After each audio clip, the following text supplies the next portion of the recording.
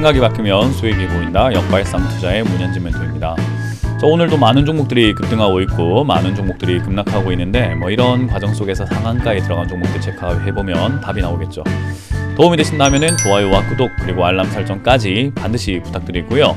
그리고 이번 주 화요일이죠. 내일입니다. 내일 오후 7시에 제가 유튜브에서 여러분들과 함께 만날 수 있는 무료 강연 준비가 되어 있으니까 많은 분들 참여하셔가지고 좋은 이야기를 듣고 가시면 좋겠네요. 자, 일단 오늘 시장부터 체크 한번 해보게 되면은 시장 별거 없습니다. 지금은 위도 아니고 아래도 아니고 이도저도 아닌 그런 시기가 만들어지고 있어요. 그래서 이거는 우리가 어떻게 투자를 해야 될까요? 라고 했을 때 그냥 올바른 기업, 우리가 흔히 말하는 괜찮은 기업을 매수해놓고 기다리는 수밖에 없습니다.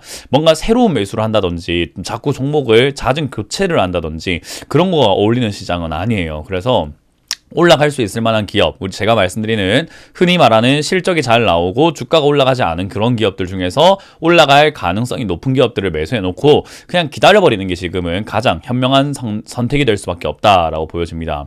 그래서 어떤 분들은 오랫동안 기다려서 이제 수익이 나고 있어요 하시는 분들도 많이 있으신 것 같은데, 오랫동안 기다려서 수익 나는 게 왜 나쁜 건데요? 제가 한번 물어봅시다. 그게 왜 나쁜 겁니까? 나쁜 이유가 하나도 없잖아요. 그래서 많은 분들께서 수익은 무조건 빨리빨리 내야 된다라고 생각을 하시는 것 같단 말이죠. 그렇게 투자를 하신다 한다면은 급등주에 따라붙을 수밖에 없고 항상 고점에 물릴 수밖에 없는 마음가짐입니다. 그래서 그런 마인드를 갖고 있다라고 한다면 저는 과감하게 여러분들께 주식시장에 있는 돈을 다 빼버리고 그냥 주변에 즉석복권을 긁는 것이 훨씬 더 빠르게 결과를 확인할 수 있는, 내 인생은 잘 될 것인가 안 될 것인가 한번 점쳐볼 수 있는 방법이 아닐까 싶습니다. 주식은 그렇게 해서는 절대로 안 됩니다. 시간을 충분히 투자해서 우리가 자금을 굴려간다라고 생각하는 재테크 수단으로 이용해야 된다는 거죠. 그래서 우리가 자금을 넣어놓고 시간이 들더라도 확실하게 수익을 챙길 수 있다라고 한다면 저는 그게 올바른 투자라고 여러분들께 적극 권장해드리고 있으니까요. 그 부분 참고하셔가지고 투자하시길 바라겠고요.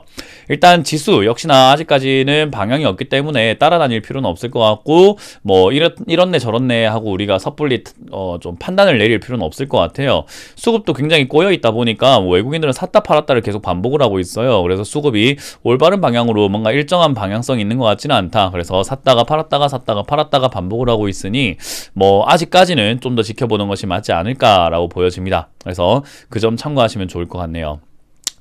자, 어찌됐든 신고가 언저리에 계속 이렇게 놓여 있다라는 것 자체는 위쪽으로 추가 상승할 수 있다라는 것도 의미하기 때문에요. 일단은 상승 쪽으로 우리가 생각을 한번 해보되, 그렇다고 해서 상승에 풀베팅을 때려볼 만한 자리는 아니다라는 걸 명심하시면 좋겠습니다.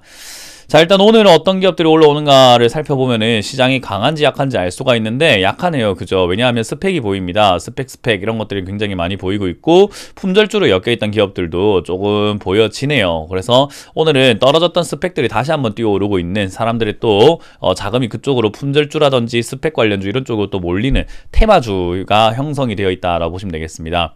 상한가의 3종목 그리고 상한가 근접으로 10% 이상으로 17종목이고요.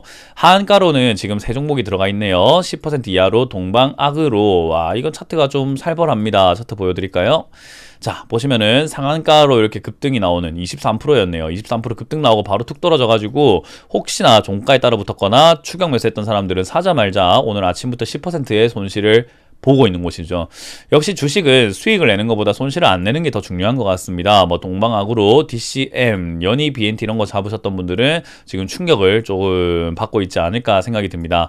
이런 거는 대응 방법이 기다렸다가 반등 나올 때 정리하거나 손들 때리는 방법밖에는 없다라는 거, 그 점 명심하시면 좋겠고요. 급등하는 종목이 무조건 좋은 것만은 아니다는 거 명심하셨으면 좋겠어요. 자, 근데 이제 반대로 이렇게 디지털 조선처럼 전날 급락을 하고 다음날 급등해버리는 이런 형태의 차트들도 나오게 됩니다. 사람 정말 피말리는 거예요. 그래서 이것도 디지털 조선도 윤석열 관련주이기도 하고 이준석 효과도 있다 보니까 이제 그런 보수 쪽이라고 흔히 말하죠. 국민의힘 관련주라고 보시면 되겠는데요. 우리 TV조선이 아무래도 보수 관련주잖아요. 그래서 이제 그런 관련주들이 이렇게 영향을 받아서 급등하고 있다 보시면 되겠습니다. 테마주로서만 움직이고 있는 기업이기 때문에 사실 좋다 나쁘다를 제가 평가할 수는 없을 것 같아요. 기업이 좋고 나쁘고는 이 품절주라든지 또는 정치 테마주라든지 이런 데서 기업의 좋고 나쁨을 점을 논할 필요는 없거든요. 그래서 기업은 그렇게까지 좋은 것 같지는 않습니다. 실적이 떨어지고 있으니까요. 근데 테마성으로 올라오고 있기 때문에 이거는 뭐 장기 투자라고 말하기도 그렇고 뭐라고 말하기가 좀 그래요. 그래서 이거는 기회를 좀 잡는다라는 생각으로 투자하셨던 분들은 뭐 좋은 결과로 이어진 것 같고요. 약간 간이 좀 이렇게 커야 되겠죠. 배짱이 좀 있어야 수익을 낼 수 있는 그런 종목들이니까 내가 배짱이 크다면 할 수 있겠지만 그게 아니라면 안 하는 게 사실은 답이다라는 거 기억하시면 되겠습니다.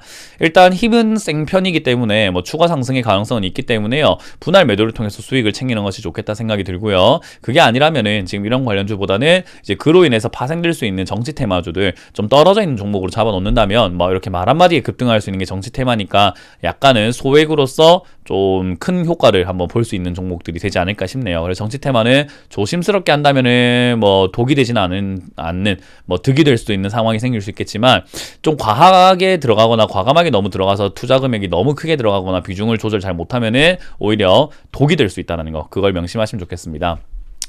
신진SM 급등하고 있습니다. 신진SM 오늘 급등을 하는 이유가 무엇일까요? 이유는 없습니다.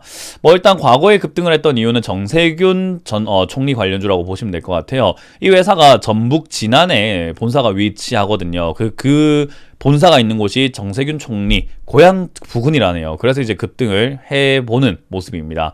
과거에 4월달에 그렇게 급등했는데 이번에도 그렇게 급등을 하는 거 보니까 아무래도 정치 테마주로 엮여 있는 것 같고요.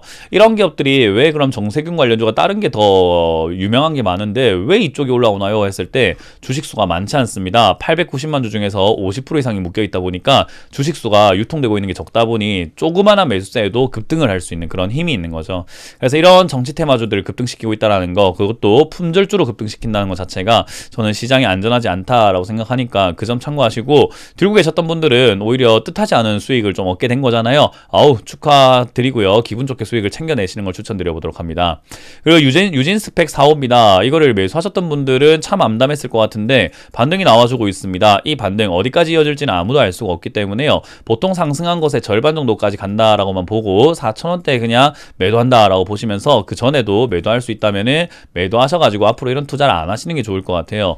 많은 분들이 내가 잘못하고 내가 실수를 했음에도 불구하고 그걸 받아들이지 않고 다음이 있겠지, 뭔가 다시 반등 나오지 않을까 하고 물려서 뭔가 다음을 도모하는 분들이 굉장히 많은 것 같은데, 첫 단추는 풀어야 다음 단추를 제대로 꼽을 수 있을 것 같아요. 그래서 여러분들이 투자를 올바르게 하고 싶은지, 아니면 이 기업으로 내가 잘못된 것을 어떻게든 뭐 메꾸고 싶은 건지 체크를 한번 해봐야 될 것 같아요. 저는 첫 단추는 풀어야 한다 라는 주의이기 때문에 그 점 참고하시면 좋겠습니다. 그 외에도 이제 뭐 많은 급등주들이 이렇게 또 나오고 있는 것 같은데요. 페이퍼 관련주, 우리 흔히 말하는 종이, 재지 관련주들이 급등하고 있는 것 같고요. 뭐 그런 관련주들을 미리 예측할 수 있었기 때문에 저희도 오늘 뭐 하나의 또 재지 관련주를 잡아서 수익을 좀 내고 나왔는데, 뭐 굳이 이제는 들고 있을 이유는 없을 것 같고요. 웹스과 같은 이런 기업들, 이제 윤석열 총장 정책 관련주로 급등하고 있다라는 점, 그리고 뭐 IDP 이쪽 이렇게 급등하고 있는데 딱히 뭐 매력 있어 보이지는 않습니다. 그래서 이런 기업들 지금 이제 신규 상장주죠. 화성 RNA, IDP 이런 기업들 좀 움직이고 있는 특징이 있는 것 같아요. 뭔가 역시나 지금 최근 들어가지고 몇 주째 계속 이렇게 시장이 강하다라는 느낌을 주지 않고 있기 때문에 여러분들이 투자하실 때 좀 과한 투자보다는 역시나 숨죽이면서 내 종목이 갑자기 테마로 엮인다면 아이고 감사합니다 하고 수익을 챙기는 걸로 보고, 그게 아니라고 한다면은 뭐 적당 부분에서 시장을 좀 관망하는 자세가 좋지 않을까 계속 이야기해드리고 싶습니다. 어떤 분들은 관망하는 시간이 너무 긴 것 같아요, 지루해요 하시는데, 주식은 원래 그래요. 주식을 매일매일 뭐 즐겁고 매일매일 수익이 나고 매일매일 우리 계좌에 있는 종목이 막 급등해서 팔아야 되고 막 그렇게 하지는 않습니다. 그래서 인생도 잘 될 때가 있고 안 될 때가 있고 재미있을 때가 있고 좀 지루할 때가 있듯이 약간 주식도 그래요. 주식도 약간 잘 될 때가 있고 안 될 때가 있고 침체기도 있고 또 그럴 때가 있으면은 또 잘 될 때가 오기 때문에, 그런 점들을 여러분들이 이치를 깨닫는다면은 이런 시기가 있어야 다음도 즐거운 장이 또 오겠지라고 생각을 하시면 좋을 것 같아요. 그래서 지금은 여러 가지 악재들과 여러 가지 우려감들이 계속 형성이 되고 있다 보니까 이 자리 거래가 굉장히 많아지고 있는데, 이 거래량을 사는 사람들의 거래량도 있겠지만 파는 사람들도 있다는 거죠. 여기서 파는 사람들은 도대체 누구일까? 개인 투자자들이 여기서 막 팔아내고 개인 기관과 외국인 또는 세력들이 사가지고 끌어올리게 될 것인가? 아니면 이 자리에는 지금 개미들이 사고 있고 외국인, 기관, 세력들을 팔아내고 있을 것인가? 한 번쯤은 여러분들이 깊게 고민해 볼 필요가 있을 것 같습니다. 자, 이렇게 오늘 마쳐보도록 하고요. 저는 계속 관망 자세를 강조해드리고 관망하자라는 조언을 드려볼 테니까 그 점 참고하셔서 매매하시길 바라겠습니다. 지금까지 문현지 멘토의 역발상 투자였습니다. 고맙습니다.